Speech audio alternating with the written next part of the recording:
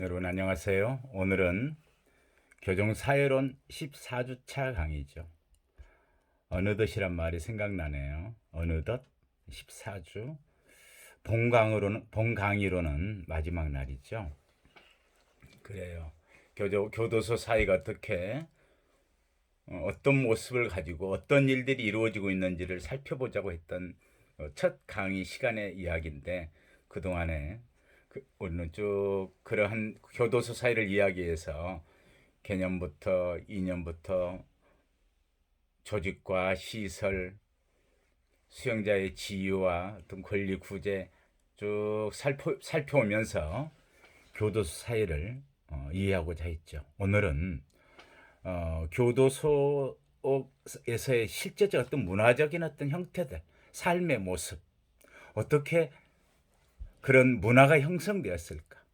문화란 사회과학적으로 설명을 할 때는 삶의 형태, 라이프 스타일, 이렇게 이야기를 하죠. 자, 오늘은 그래서 교도소 내에서 가장 중요한 구성 요소로 그럴까요? 가장 중요한 사람들, 교도관과 수용자가 어떤 문화들을 형성하는지를 이야기하면서 이 강의, 오늘 강의만이 아니라 교정 사회론에 대한 강의를 마무리하려고 합니다. 먼저 친구들 이름 한 번 더 부를게요. 현민, 정기홍, 날씨가 좀 많이 추운데 뭐 어떻게 지내세요?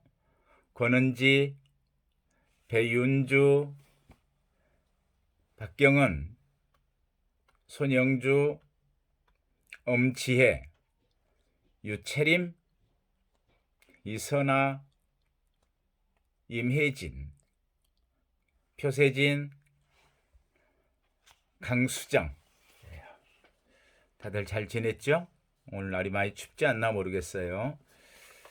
다른 학생들은 다음 시간에 이름을 불러보도록 하고요. 오늘 내용은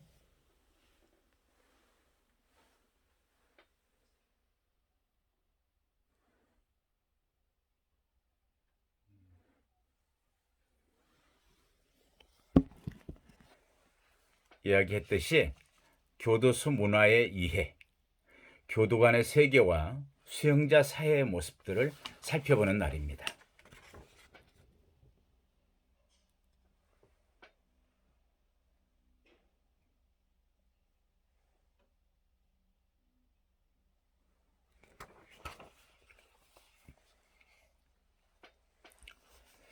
교정 사회를 이해하기가 어려운 게 교정의 어떤 개념도 폭넓게 변해오고요. 또 당연히 그 영역도 커지고 복잡성들이 또 많이 증대해 오는 거죠. 그래서 교도소 사회라는 걸 단순히 구성해도 예전에 범죄와 처벌 뭐 이렇게 규정할 수 있는 그런 사회는 아니죠. 또 사람들이 살아가는 사회이기 때문에 그 안에서는 어쩜 복잡 다단한 일들이 당연히 또 이루어지고 있고요. 그래요. 그래서 교도소 문화의 이런 측면에서 오늘 또 이야기를 시작하려고 합니다. 먼저 교도관의 세계를 살펴보려고 해요. 교도관의 일과 임무들. 교도관은 교화 사상이 도입되면서 교도관으로 하여금 재수자의 통제와 개선, 달리 표현하면 어떻게 할까요? 형벌 집행과 교정 교화, 통제와 개선을 동시에 수용하도록 요구하고 있죠. 두 가지 역할을 다 해야 되는 거예요. 그런데 이것은 교도관으로 하여금 두 가지의 상반된 절차 또는 상반된 태도, 어떤 면에서는 대립적인 목표일 수 있어요. 엄격하게 관리해야 되는 형벌 집행의 부분과 교정 교화를 위한 인간적 구금을 동시에 수행할 것을 요구하는 어찌 보면 어떤 그런 모순에 빠지게 하는 결과를 초래했다. 오늘날의 교정은 교화 개선 사상의 도입으로. 그래서 교도관은 어떤 보안 업무들, 그리고 인본주의적 과학주의적 업무들, 인본주의적이고 인도주의적인 그런 두 가지 업무를 결합하도록 요청받고 있다고 봐야 되겠죠. 또 교도소의 어떤 특성의 변화들, 예전에는 등급별 교도소라는 개념도 우리나라 도입되지 않을 때는 어떤 교도소별 특성도 없었는데, 이제 그러한 특성들, 또 수용 인구의 증가 등은 교도관의 임무에도 중대한 영향을 미치고 있죠. 그동안의 교도관들에 대해서는 물론 학자들도 그렇게 이야기를 하고, 호킨스라고 하는 학자는 디아더 프리즈너, 또 다른 수용 재소자다, 같이 갇혀 있기 때문에. 그래서 람바르도도 구금된 교도관, 또는 윅스 같은 학자는 사회의 전문적인 재소자다, 프로페셔널 프리저너다. 또 예전에는 어찌 보면은 조금 우리 사회에서 그런 범죄자와 함께 갇혀 있는 사람들이었기 때문에 사회로부터도 약간 거절당하고 뭔가 좀 멸시받는 듯한 그런 존재로 인식되던 때도 과거에는 있었죠. 자, 그러면 이제 교도관은 수용자의 관계 속에서의 일들이잖아요. 두 가지를 동시에 해내는. 그런데 어떤 권한을 가지고 이 사람들을 관리하는 수용자를 관리하는 사람들. 근데 이 권한은 어떻게 이야기할 수가 있을까요? 그래요. 신분에 따른 신분과 지위에 대한 어떤 합법적 권한을 가진 사람들. 그리고 오늘날에 있어서 중요한 것은 전문가 권한이에요. 뭔가 해결책을 제시하는 능력과 기술이라고 하는 전문성의 분야들. 갈수록 증대되어 가는 부분. 전문성. 그래서 전문가 권한. 그리고 이제 신용 권한이란 말을 써요. 충성과 복종을 이끌어내기 위해서 인성을 이용하는 능력을 갖춰야 되는 사람들, 갖춘 사람들. 거기에 따른 어떤 그런 걸 신용 권한, 보상 권한, 어떤 일에 대한 보상적인 관계 속에서의 어떤 권한. 그런데 교도관도 어떤 소외감들을 갖는 부분들, 스트레스 이런 부분, 자기업 환경과 근무 여건들이죠. 조건으로 인한 불만족과 스트레스가 아무래도 있는 조직, 이렇게 이해도 돼요. 무엇보다도 갇혀있는 공간, 범죄자를 다룬다고 하는 관리한다고 하는 그런 업무의 성격들로 인해서 뭔가 소외되고 스트레스가 많겠다, 이렇게도 이해할 수 있어요.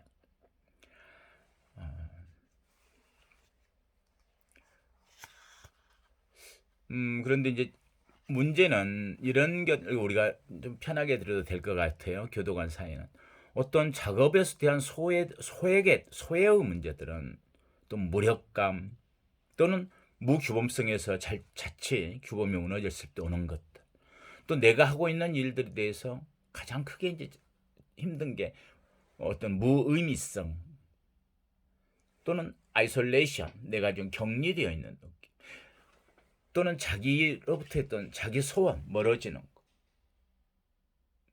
이런 걸 소위 작업 소외라고. 그래서 이제 동료와의 부정적 관계를 만약에 가진다면은 뭐 어느 조직이나 마찬가지일 수도 있겠지만 자기 소원감이 증대되는 거고, 상사와의 부정적 관계라면은 무규범감과 무력감이 증대할 수도 있다. 만약에 관리하고 있는 재수자와의 어떤 부정적 관계라면은 어떤 무의미감과 무력감을 유발할 수도 있는 그런 어떤 성격의 직업인 교도관을 약간 부정적인 시각이자면 그렇게 볼 수도 있겠죠. 물론 그런 부정적인 시각으로 볼 수도 있는 분도 많아요. 어떤 교도관이 갖고 있는 직업적 실증의 부분들도 있거든.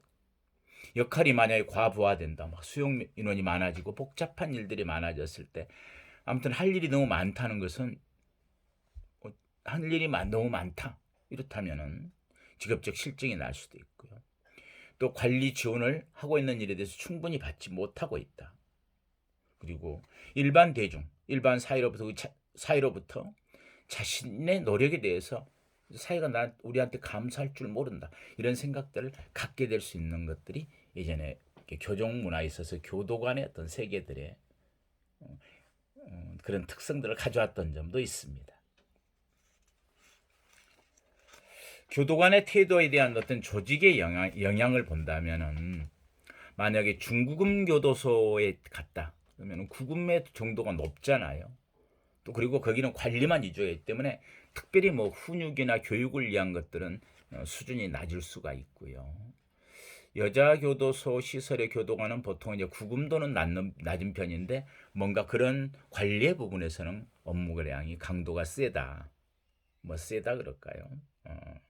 뭔가 교화의 부분들에 대한 어떤 업무 과부하가 또 올 수도 있다. 또 중구금이나 경구금 시설에서는 구금도는 약하고, 그 부분들은 또 훈육에 대한, 여기서 말하는 교육이란 것은 훈육적인 이야기를 하는 거예요. 근데 이제 이렇게 표현들 해요. 만약 신입 교도관들이 소외된 교도관들로 둘러싸인 중구금 교도소에서 그들의 직업을 시작하면은 처우 프로그램이나 재수자에 대한 부정적인 태도를 발전시킬 가능성이 높다. 반대로 젊은 교도관일수록 보안 수준이 낮은 시설에서 재수자에 대한 봉사에 지대한 관심을 가진 고참 교도관과 함께 처음 일을 시작한다면 긍정적인 태도를 가질 확률이 높을 것으로 보인다. 이런 이제 평가들은 가지고 어디서 교도관 일을 시작하냐라도 그런 좀 차이를 보이긴 해요. 자, 그런데 교도관은 어떤 문화를 특별히 가지고 있을까요? 하는 게 오늘의 관점이에요. 재수자는 어떤 특별한 다른 문화가 있을까? 어떤 특성이 있을까? 문화적. 교도관은 뭔가 교도관 문화가 따로 형성되어 있는 게 있을까? 그런데 이제 결론적으로 이야기하면은 교도관의 부문화는 존재하지 않는다. 그렇죠? 교도관이 그 업무의 성격들에 있어서 소외됐다고 느낄 수 있고, 또 다른 어떤 재수자라고 말을 들을 만큼 어떤 직업력, 근무 여건, 시설은 그렇다 하더라도 특별하게 교도관의 어떤 다른 부문화는 존재하지 않는다는 것이 통설입니다. 이제 문제는 교도관에 대한 어떤 업무에 있어서 제가 공경과 대처란 말을 썼는데요. 어떤 위험성 교정시설 수용자의 특성에 따른 어떤 따르는 문제들이에요. 거기에 기인한다, 이렇게 표현할 수 있는데, 교도관의 위험성의 인식은 폭력이 어떤 가능성이 아니라 사실은 폭력의 예측 불가능성하고 관련된 바가 크다. 늘 그렇게 이야기했죠. 교도관들에게 어려운 점은 예측할 수 없는 위험성의 문제를 제가 가끔 이야기했었을 거예요.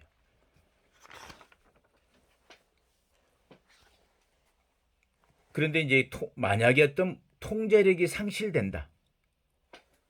통제력을 상실할 수 있는 것은 그 업무의 수용자의 특성에 기인하는 바들인데, 너무 가까이 또 해도 가까운 사람이 들어왔다, 그럴 수 있잖아요. 친분에 의한 타락, 어떤 그런 상호성에 의한 타락, 태만에 의한 타락, 이렇게 한다면은 재수자에 대한 교도관의 어떤 통제력은 상실되는 거겠죠. 지금 교도관의 어떤 특성들을 이야기하는 거예요. 문제는 이제 우리가 한 가지 지금 가장 중요하게 교도관들에게 이야기할 수 있는 것은 어떤 역할 갈등에 대한 부분들이 어려울 수 있어요. 그런데 사실 제 입장에 비추어 보면 그래서 재미있었던 것 같아요. 통제와 또 반대로 따뜻한 어떤 보호와 관리, 이런 부분을 함께 할 수 있다는 것이 어쩌면 매력적일 수도 있었어요.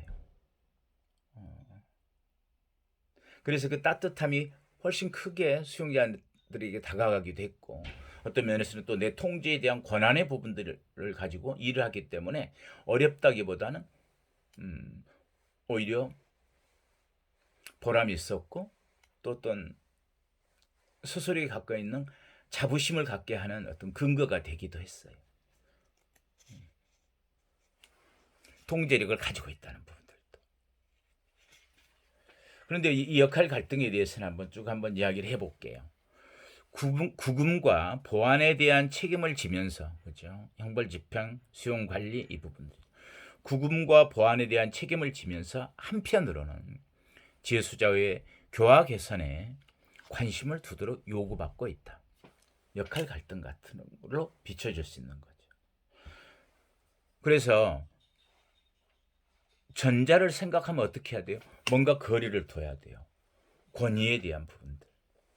그래서 재수자들과 일정한 거리를 두기를 요구하면서 동시에 그들과 밀접한 인간관계를 가질 것이 또 요청돼요.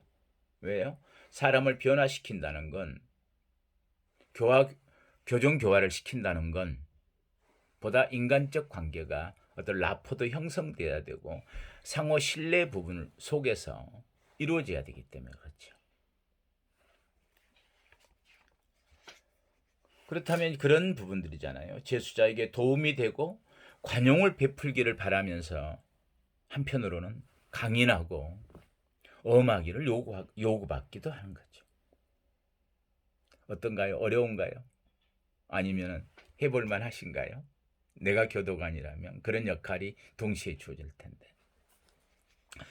아무튼 이러한 갈등은 보안 수준과 처우를 강조하는 정도에 따라서 달라질 수 있겠죠. 보안을 강조한다면 뭔가 엄격한 관리, 거리를 두는 거. 그런데 처우를 강조하는 입장이라면 이해하기 위해서 한 발 다가서는 것, 변화시키기 위해서 따뜻하게 안아주는 것. 이런 차이들은 있겠죠. 어디에 중점을 더 두느냐.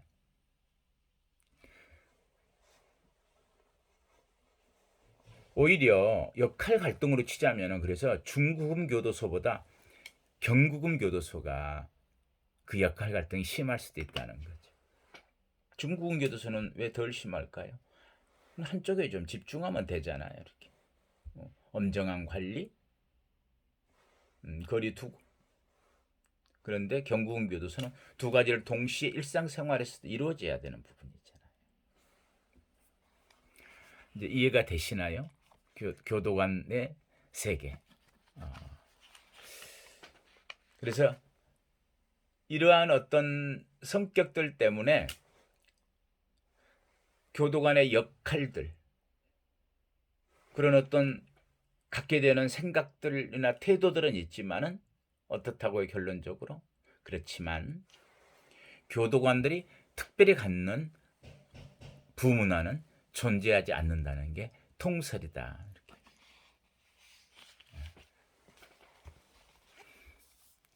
이제 두 번째 시간에는 다음 시간에 하려고 했는데 조금 먼저 좀 들어가 볼까요? 왜냐하면 세 번째 시간에 여러분들에게 다음 주에 치러질 기말고사에 대한 정보와 자료를 주기 위해서 시간을 좀 가져야 되니까 조금 빠르게 진행할게요. 수형자 문화, 수형자 사회, 소위 재소자의 사회들. 여기서 제일 중요한 개념 두 가지를 먼저 여러분 이해했으면 좋겠어요. 교도소화, 그다음에 수용자의 부문화. 오늘은 교도소화에 대해서 여러분들이 특별히 잘 이해를 했으면 좋겠어요. 교도소화에 대해서는 제가 좀 더 구체적으로 아예 써두었죠.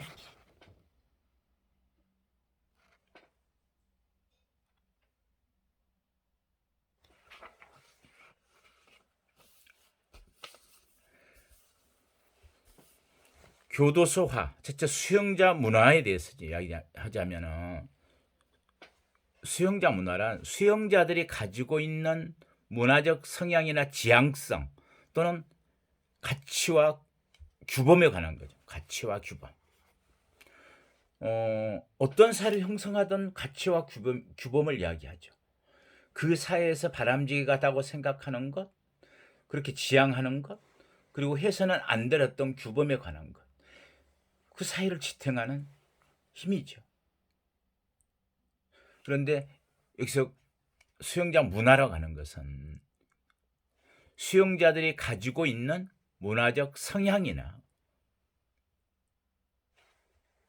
지향성 그리고 가치와 규범에 관한 것인데 교도소화란 학자들은 이렇게 하게요. 자, 다시 한 번 더 보세요. 이걸 내가 읽어볼게요. 교종사회학자들은 교종 시세례는 일반 사회의 규범이나 가치관과는 구별되는 특수한 문화가 존재하는 것으로 보고 이 부분을 제소자 부문화라고 일컬어요. 큰 틀의 문화가 있다면 부분 사회적인 거. 전체 사회 속에서 부분 사회가 있고 그 사회 전체 속에 문화가 있다면 교도소라고 하는 부분에서 갖고 있는 수용자들이 갖고 있는 어떤 문화가 있다고 보는 거죠. 이걸 제소자 부문화라고 합니다. 전체에서 속하는 거, 부분적인 거, 부문화, 부분문화. 그런데 문화적 관점에서 살펴보면 수용사고의 원인은 바로 이러한 교종 수용시설에서 재수자들이 가지는 부문화에서 찾고자 하는 거죠. 어떤 문제점들, 늘 어떤 수용사고들 안에서의 자기들끼리의 갈등들 또는 교도관과의 갈등들 또 안에서의 폭동, 난동, 도주 이러한 사고들에 대한 교주 수용 사고들은 어디에서 기인할 것이다? 바로 이러한 재수자의 부문화에서 기인하지 않겠는가 하는 거죠. 다시 한번 교도소화를 읽어볼게요. 교종사회학자들은 교종시설에는 일반 사회의 규범이나 가치관과는 구별되는 특수한 문화가 존재하는 것을 보고 이를 재수자 부문화라고 한다. 교도소화를 이해하기 위해서 먼저 수용자의라고 부문화를 제가 이제 설명한 거예요. 교도소화에 대한 이야기는 결론적으로 뒤에서 다음 시간에 이루어질 건데요. 근데 수용자들이 갖고 있는 부문화는 뭐냐면 여기까지만 여러분들이 시간에 이야기를 할게요. 세 가지만 이해를 하시면 하나는 범죄 지향적 부문화를 가지고 있는 부분이 있다.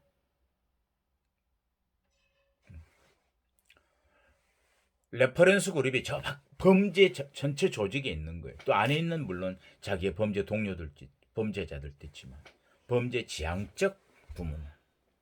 두 번째는 수용 지향적 부문화.